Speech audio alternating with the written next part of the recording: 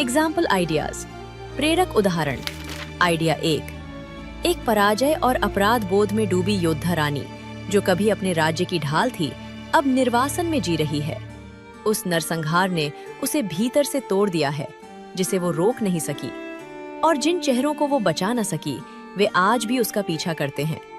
जब एक प्राचीन असुरी शक्ति जाग उठती है और महामारी की तरह फैलने लगती है, तब भगवान कार्तिकेय किसी दिव्य वैभव के साथ नहीं, बल्कि एक भटके हुए सैनिक के रूप में धरती पर उतरते हैं, और वो उसी पराजित रानी को चुनते हैं। इकलौती ऐसी इंसान जो आने वाले अंधकार के सामने खड़ी हो सकती है, लेकिन हर वरदान जो वो उसे प्रदान करते हैं, उसके साथ जुड़ी है एक कीमत, जिसका अर्थ वो अभी तक नहीं समझ पाई है।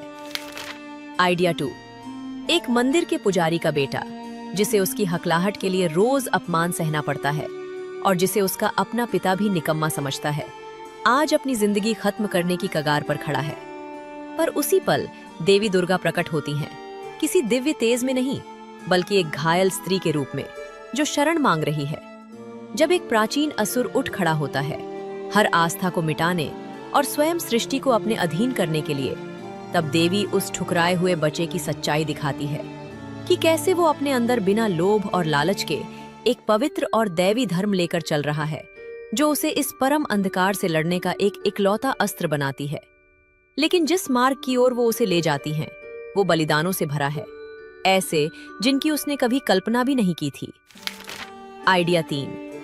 एक कलंकित शाही रक्षक, जो उस अपराध के लिए कैद कर दिया गया जिसे उसने कभी किया ही नहीं। उसका राज्य जलकर राख हो गया, सब कुछ खो चुका है, सम्मान, परिवार और जीने का उद्देश्य। जब कारागार की दीवारें टूटती हैं और उसके सामने भगवान हनुमान प्रकट होते हैं, किसी मुक्तिदाता की तरह नहीं, बल्कि एक मार्गदर्शक के रूप में, तब उसे पता चलता है कि युगों से बंद की गई असुरी शक्ति फिर से आजाद हो चुकी है। देवता को सिर्फ उसी पर विश्वास है।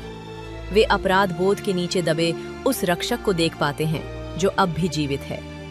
लेकिन दैवी विश्वास के साथ आती हैं दैवी अपेक्षाएं, और हर वरदान की कीमत तब सामने आती है जब बहुत देर हो चुकी होती है।